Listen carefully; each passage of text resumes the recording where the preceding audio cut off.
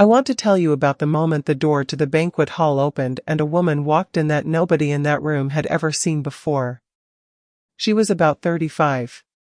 She was holding the hand of a little girl, perhaps 4 years old, and carrying a baby on her hip. The baby was asleep. The little girl was wearing a party dress, white with yellow flowers, and she was looking around the room with the wide curious eyes of a child who has been told something exciting is happening but doesn't quite understand what. There were 87 people in that room. I know because I had counted the place settings myself that morning, the way I had counted and arranged and prepared everything for this day for the past 11 months. It was my 50th wedding anniversary. My husband Arthur and I had been married for 50 years.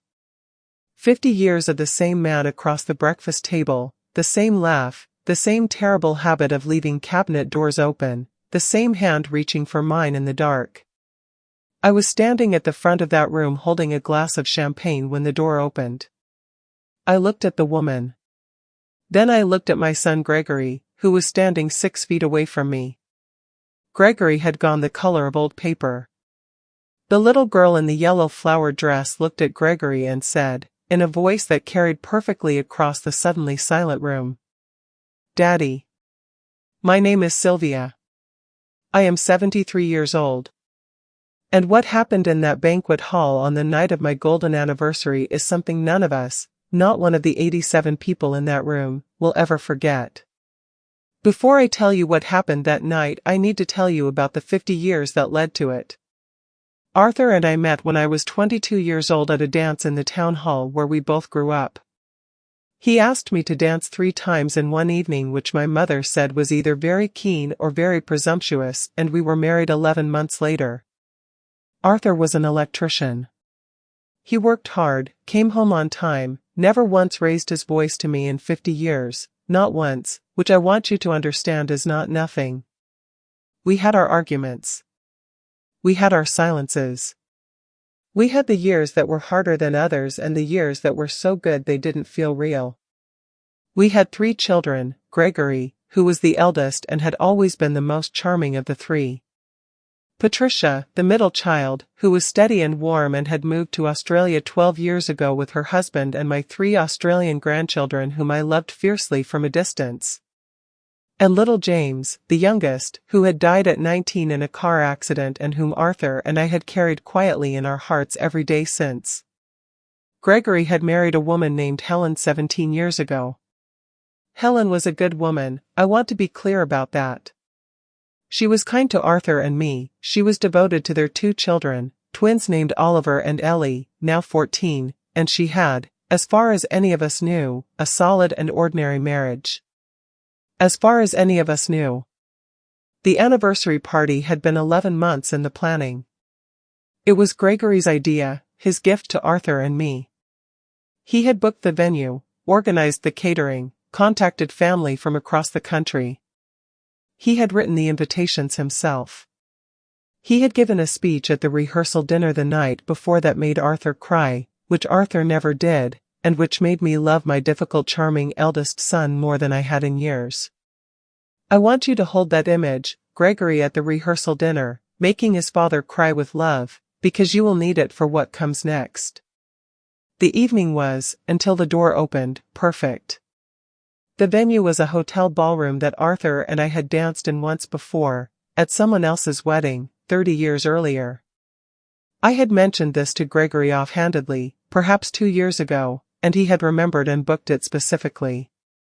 That detail alone told me everything about who Gregory could be when he chose to be. Arthur looked handsome. He had bought a new suit, dark navy, which I had never seen on him before, and he had his hair cut and he looked, standing at the entrance greeting our guests, like the man I had married and also somehow like someone I was meeting for the first time.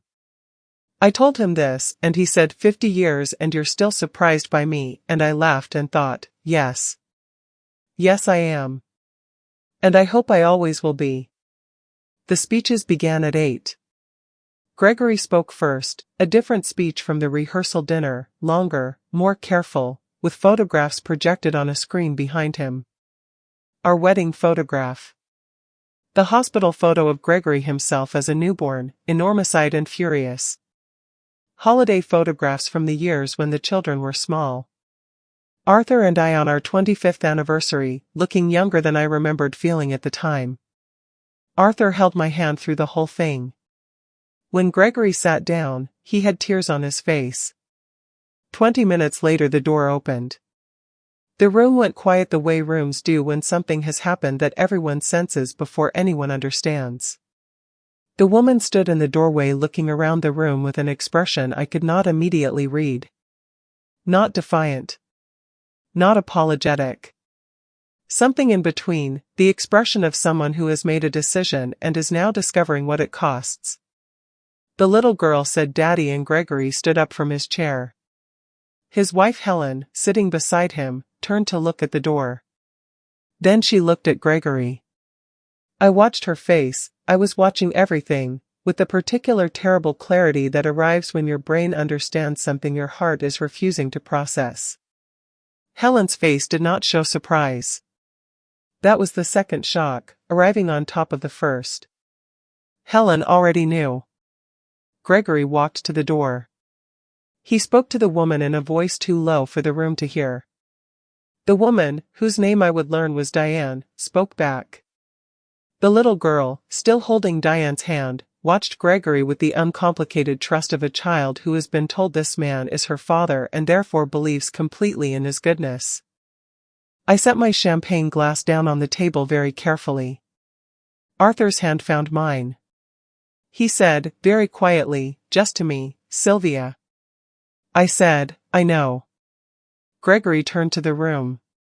He looked at me. The expression on my son's face in that moment, the specific combination of shame and love and desperation, is something I will carry for the rest of my life. He was 51 years old and he looked 19 and he looked ancient and he looked like a man who has just watched something irreversible happen and knows there is no version of the next few minutes that doesn't hurt everyone in the room. He said, I'm sorry. I'm so sorry. Mom, Dad, I'm so sorry. Arthur stood up. He walked across that room, my 75-year-old husband in his new navy suit, and he stood in front of his son. And he said, in the quietest and most devastating voice I have ever heard from him. Not here. Not tonight. Take her outside. We will talk tomorrow. Gregory looked at his father for a long moment. Then he nodded. Then he guided Diane and the children back through the door. Arthur turned to the room. 87 people, completely silent. He picked up his champagne glass. He looked at me across the room. He smiled, the specific smile, the one I have known for 50 years, the one that is only ever for me. He said, Ladies and gentlemen, my wife and I have been married for 50 years.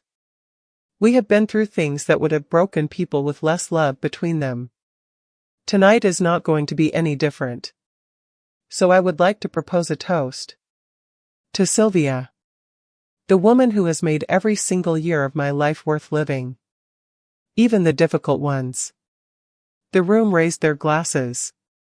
I walked across that room and I took his hand and I did not cry. Not then. Not in front of everyone. Later. In private. With Arthur's arms around me. But not then. Gregory came the next morning.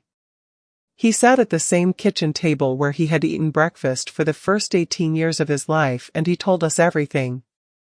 Diane was a woman he had met 7 years ago. The relationship had begun as what he told himself was temporary and had become, without him fully acknowledging it, a second life. The little girl, Rosie, was 4. The baby, a boy named Sam, was 8 months old. Helen had known for 2 years. She had chosen, for reasons that were hers to make, to stay in the marriage and manage the situation privately. She had not expected Diane to appear at the anniversary party. Diane, Gregory told us, had not planned to come, she had come because she was tired of being invisible. Because she had a 4-year-old daughter who asked about her father. Because she had decided, standing outside the venue with her children, that invisible was no longer something she could be. I listened to all of this. I did not speak until he finished. Then I said, "Gregory, you have 2 children I did not know existed. My grandchildren. A 4-year-old girl and an 8-month-old baby. I have been alive for every one of those days and you did not tell me." He could not answer that. There is no answer to it. Arthur said, "You have always been the most charming of our children. You have also always been the one most willing to let charm stand in for honesty. This is where that leads." Gregory put his head on the kitchen table. A 51-year-old man. My son. I let him stay there for a moment. Then I said, "I want to meet Rosie. And the baby. Whatever else is true, those children are my grandchildren and I will not be kept from them." What followed was not simple. I want to be honest about that. Gregory's marriage to Helen did not survive. That is a grief I carry for Oliver and Ellie, the twins, who are 14 and did not deserve the dismantling of their family. I see them every Sunday. I tell them the truth in the gentlest way I can. I tell them that their parents' failure is not their weight to carry. I called Diane 3 days after the anniversary party. Gregory had given me her number without being asked, a small gesture of accountability that I noticed. Diane answered on the second ring. I said, "This is Sylvia, Gregory's mother. I would like to meet my grandchildren if you are willing." A silence. Then, "I didn't come to the party to cause pain. I want you to know that." I said, "I know. You came because your daughter was asking about her father and you were tired of pretending. I understand that more than you might expect." Another silence. She said, "Saturday?" I said, "Saturday. I met Rosie on a Saturday morning in a park near Diane's flat. Rosie was wearing a red coat and boots with frogs on them and she had Gregory's eyes, unmistakably, uncomplicatedly Gregory's eyes, and she walked up to me with the complete confidence of a 4-year-old who has not yet learned to be cautious of strangers and said, "Are you my other grandma?" I said, "Yes. I am." She took my hand. I held it very tightly. Arthur came with me the second Saturday. He brought a toy for Sam and spent 45 minutes sitting on a park bench making the baby laugh. He was, as he had always been, better at the uncomplicated things than I was. It has been 14 months since the anniversary party. Gregory is working, slowly, painfully, on becoming someone more honest than he was. He sees a therapist every week, which he told me about himself without being asked. He is present for Rosie and Sam. He is present for Oliver and Ellie. Whether he will ever be fully present for everyone he owes presents to is something only time will answer. Helen and I still have tea occasionally. She is a braver woman than I initially understood and our relationship has become something I did not expect, a cautious, honest friendship built on this shared experience of loving a complicated man. Diane and I are not friends. We are something more functional and perhaps more important, 2 women connected by children who need both of us to behave well. We manage it. We are getting better at it. Rosie calls me Grandma Sylvia. She came to our house last month for the first time and spent 20 minutes examining every photograph on the mantelpiece with the forensic intensity of a 4-year-old conducting an investigation. She found the photo of Gregory at age 4, the one where he is wearing a cowboy hat and looking unbearably pleased with himself, and she held it up and said, "That's Daddy. He always makes that face." Arthur laughed for a long time. So did I. Sam is walking now. He has my mother's nose, which has somehow traveled through 3 generations to land on the face of a 14-month-old boy who has no idea it belongs to a woman born in 1921. Genetics are extraordinary.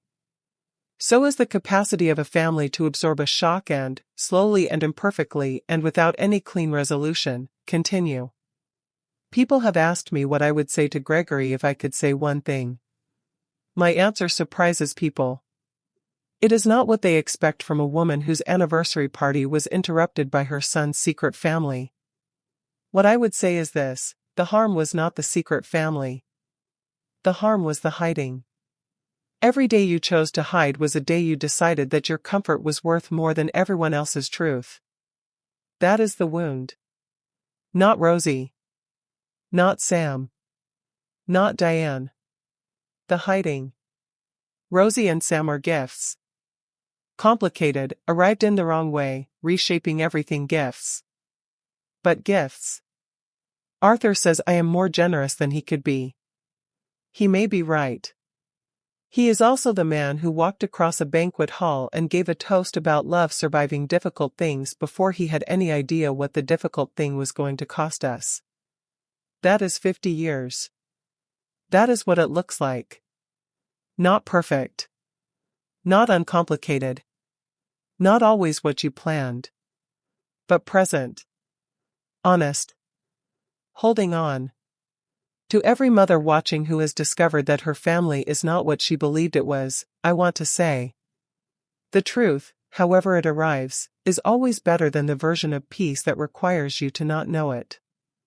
And the children, whatever their circumstances, are never the problem. Go and find them. Take their hand. They are yours too. If Sylvia and Arthur's story moved you, please give this video a like and subscribe. Powerful mother stories every single day. Share this with someone who needs to hear it today. And tell me in the comments, what would you have done when that door opened? What would you have said to Gregory the next morning? Every answer matters. I read every word.